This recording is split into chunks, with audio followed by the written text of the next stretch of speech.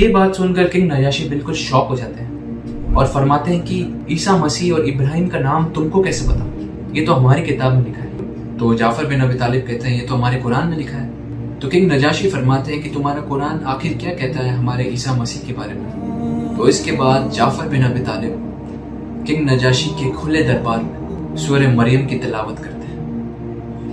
بسم اللہ الرحمن الرحیم۔ اور کتاب یعنی قرآن میں مریم کا بھی تذکرہ کرو جب وہ اپنے لوگوں سے الگ ہو کر مکان کے مشرقی حصے میں چلی گئیں، پھر انہوں نے ان کی طرف سے پردہ کر لیا۔ آج سے قریباً 1400 سال پہلے رسول اللہ صلی اللہ علیہ وسلم کی نبوت کے کچھ سال بعد جب قریش مکہ صحابہ پر بہت زیادہ ظلم کر رہے تھے اور اسلام ایکسیپٹ نہیں کر رہے تھے، تو نبی صلی اللہ علیہ وسلم نے پہلی بار ایک صحابہ کا گروپ بنایا اور انہیں حکم دیا کہ تم ہجرت کرو اور ایبیسینیا کی طرف جاؤ۔ وہاں کا جو راجہ ہے کنگ نجاشی، وہ بہت ہی بھلا انسان ہے اور اللہ نے اس کے دل میں فطرت رکھی اور تمہارے ذریعے اللہ وہاں کے لوگوں کو ہدایت دے گا، تو تم لوگ ایبیسینیا جاؤ اور وہاں کے لوگوں کو اسلام کی دعوت دو۔ تو جیسے بھی ایک گروپ آف صحابہ ایبیسینیا کی طرف ہجرت کرتا ہے، تو اس بات کا جیسے بھی قریش مکہ کو پتہ چلتا ہے، تو قریش کے کچھ بڑے لیڈرز جیسے کہ ابو سفیان عمر بن الحاص کو اپوائنٹ کرتے ہیں، کیونکہ عمر بن الحاص اور کنگ نجاشی پہلے سے بہت اچھے دوست تھے اور ان کو پتا تھا کہ عمر بن الحاص بہت ہی ڈپلومیٹک آدمی ہے۔ عمر بن الحاص کو حکم دیا گیا تو تم جاؤ ایبیسینیا اور ان صحابہ کو بندی بنوا کر واپس لاؤ، یہ ہمارے غلام ہیں۔ جیسے بھی عمر بن الحاص کنگ نجاشی کے دربار میں پہنچتے ہیں اور انہیں کہتے ہیں کہ ہماری طرف سے کچھ لوگ ایبیسینیا آئے ہیں اور وہ ایک نیا دین لائے جو کہ ہمارے اور تمہارے دین کے خلاف ہے۔ وہ تمہارے جیسس کرائسٹ کو ایک عام انسان کہتے ہیں اور ہمارے خداؤں کو پتھر اور بت کہتے ہیں۔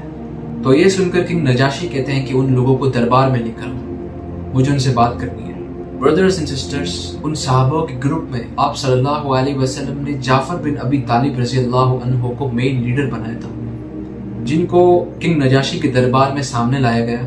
تو کنگ نجاشی کو کہتے ہیں کہ ہمارے نبی صلی اللہ علیہ وسلم نے ہمیں ایبیسینیا بھیجا ہے کیونکہ ہم پر قریش بہت زیادہ ظلم کر رہا تھا۔ ہمارے نبی نے ایبیسینیا یہ بول کر بھیجا ہے کہ وہاں کا راجہ بہت ہی نیک آدمی ہے اور اس کے راج میں لوگوں کے ساتھ کچھ برا نہیں ہوتا۔ تو کنگ نجاشی کہتے ہیں کہ تمہارے نبی نے تم کو میرے پاس کیوں بھیجا ہے؟ تو جعفر بن ابی طالب کہتے ہیں کیونکہ تم بھی ہماری طرح اہل کتاب ہو اور ہمارے نبی نے کہا ہے کہ تمہارے دل سے اللہ ہماری حفاظت کرے گا، اس لیے ہم ایبیسینیا ہیں۔ اور جعفر بن ابی طالب اس کے بعد کہتے ہیں کہ ہم سالوں سے بتوں کی عبادت کر رہے تھے اور ہم پتھروں اور تصویروں کو پوجتے تھے جو کہ ہم نے بنائی تھی، اور ہمارے پاس کچھ رولز اور لاز نہیں تھے۔ ہم عورتوں کی عزت نہیں کرتے تھے اور فحاشی اور بے حیائی ہمارے یہاں عام تھی اور یتیموں کی کوئی کفالت نہیں کرتا تھا۔ اس جاہل دور میں اللہ رب العالمین نے ہماری طرف ایک نبی بھیجا، محمد صلی اللہ علیہ وسلم، اور ہمارا نبی ہمیں ایک خدا کی عبادت کرنے کا حکم دیتا ہے اور ہمیں حکم دیتا ہے کہ ہمیشہ سچ بولیں، اور ہمیں حکم دیتا ہے کہ پڑوسیوں سے اتنی ہی محبت کریں جتنا اپنے رشتہ داروں سے کریں، کہ صدقہ اور خیرات کریں، اور تمہارے پاس اگر صدقہ کرنے کے لیے کچھ نہ ہو تو صرف کسی اداس آدمی کو دیکھ کر مسکرا دیں، مسکرانا بھی صدقہ ہے۔ اور کہتا ہے کہ عورتوں کی عزت کریں، ان کا غلط استعمال نہ کریں، اور یتیموں کو کھانا کھلائیں، اور پتھروں کے خداؤں کو چھوڑ دیں۔ جعفر بن ابی طالب فرماتے ہیں کہ ہمارے نبی نے ہمیں سکھایا ہے کہ خدا نے آدمی اور عورت کو ایک دوسرے کا ساتھی بنایا ہے۔ فرماتے ہیں کہ اللہ نے عورت کو الگ بنایا ہے لیکن اللہ نے آدمی اور عورت کو بالکل برابر کا حق دیا ہے۔ یہ بات سن کر عمر بن الحاص فرماتے ہیں کہ عورت آدمی کے برابر؟ ہم عورت کو خریدتے ہیں، ان کا استعمال کرتے ہیں اور انہیں کچرے کی طرح پھینک دیتے ہیں، اور عورت اور آدمی برابر کیسے ہو سکتے ہیں؟ جعفر بن ابی طالب اس بات پر فرماتے ہیں کہ عمر، تم بھی عورت کے پیٹ سے نکلے ہو تو تمہیں عورت کی عزت کرنی چاہیے۔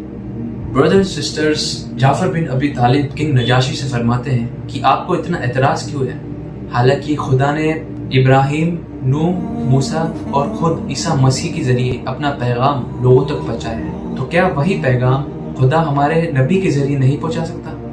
یہ بات سن کر کنگ نجاشی بالکل شوق ہو جاتے ہیں اور فرماتے ہیں کہ عیسیٰ مسیح اور ابراہیم کا نام تم کو کیسے پتا؟ یہ تو ہماری کتاب میں لکھا ہے۔ تو جعفر بن ابی طالب کہتے ہیں یہ تو ہمارے قرآن میں لکھا ہے۔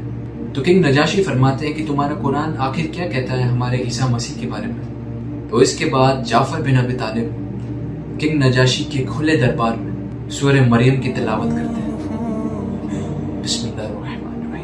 اور کتاب یعنی قرآن میں مریم کا بھی تذکرہ کرو جب وہ اپنے لوگوں سے الگ ہو کر مکان کے مشرقی حصے میں چلی گئیں، پھر انہوں نے ان کی طرف سے پردہ کر لیا۔ کنگ نجاشی کے دربار میں جتنے بھی لوگ ہوتے ہیں سب رونے لگ جاتے ہیں۔ روایت میں آتا ہے کہ کنگ نجاشی کی پوری داڑھی گیلی ہو جاتی ہے رو کر۔